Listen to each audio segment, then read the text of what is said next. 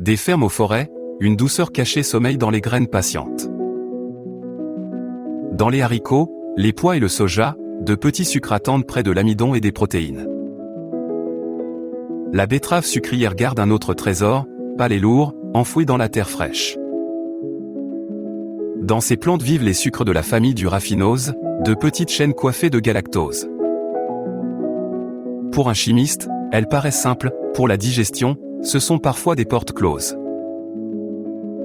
La serrure tient dans une liaison minuscule, placée sous un angle très précis. Notre intestin grêle possède peu de clés pour cette liaison végétale particulière. Ainsi, après le repas, les haricots envoient plus loin des sucres encore en partie fermés. Dans le côlon, des microbes patients terminent le festin, avec quelques bulles de gaz.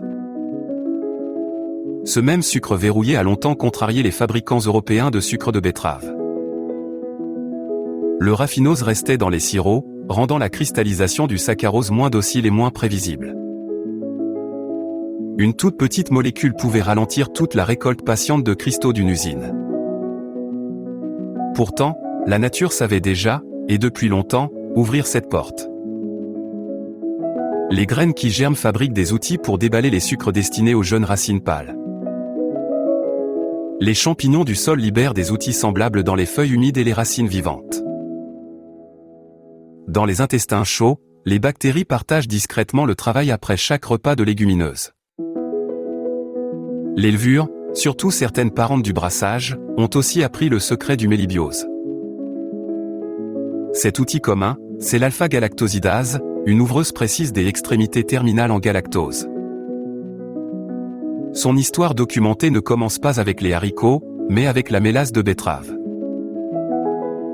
Dans l'Europe du XIXe siècle, les sucreries faisaient bouillir le jus de betterave en sirop sombre. Les chimistes remarquèrent une douceur tenace, restée là après l'extraction du saccharose. En 1876, le chimiste français Loiseau isola ce sucre déroutant.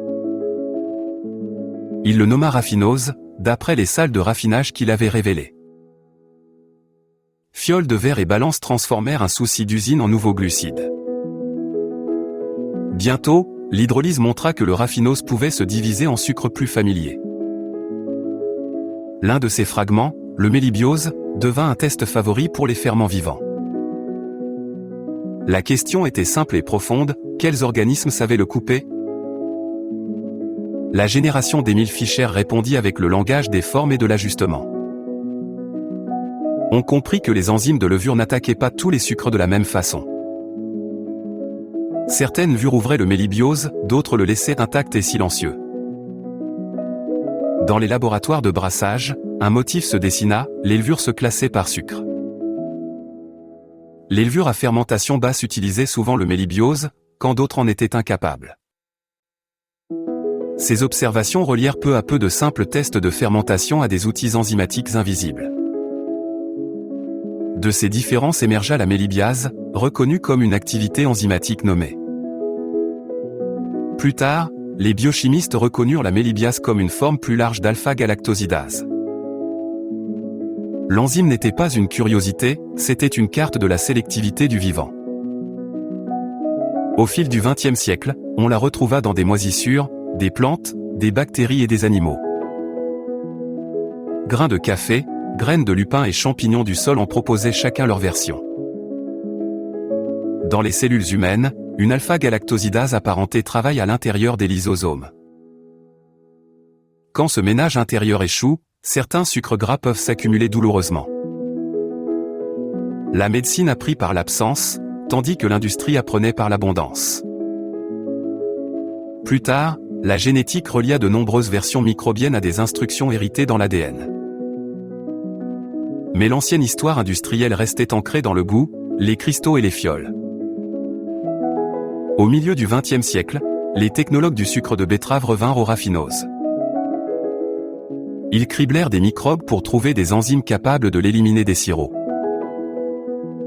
Les alpha-galactosidases fongiques devinrent des auxiliaires utiles pour les flux de betterave et les mélasses riches en raffinose.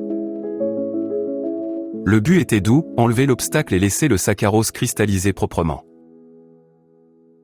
À la même époque, les scientifiques de l'alimentation se penchèrent de nouveau sur les légumineuses. Le soja nourrissait bien, mais ses oligosaccharides cachés mettaient beaucoup d'estomac à l'épreuve. L'alpha-galactosidase microbienne offrait une voie plus paisible à travers cet aliment ancien. Pour comprendre son geste, imaginez une grotte de protéines repliées, pleine de mouvements.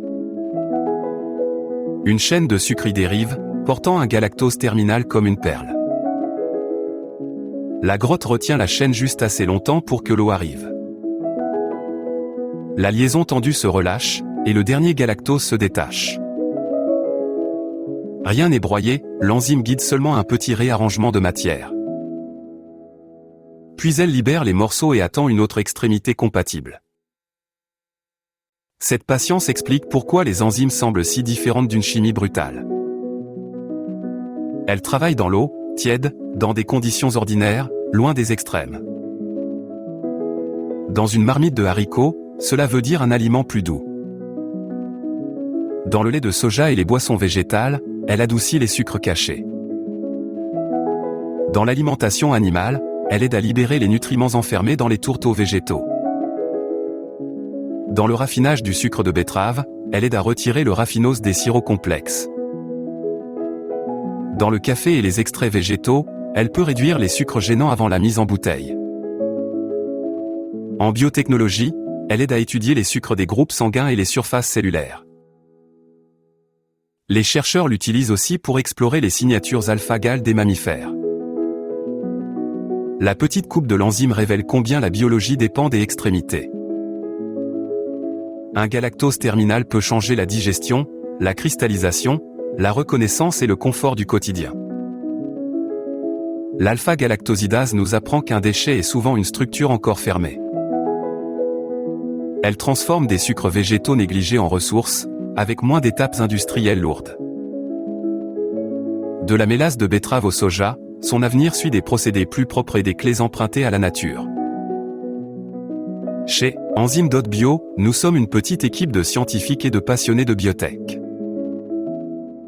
Nous réunissons les enzymes du monde sur une même plateforme, pour éviter aux startups et aux labos le labyrinthe des achats. Pour les années à venir, une chimie plus verte. Découvrez en plus sur Enzyme.bio.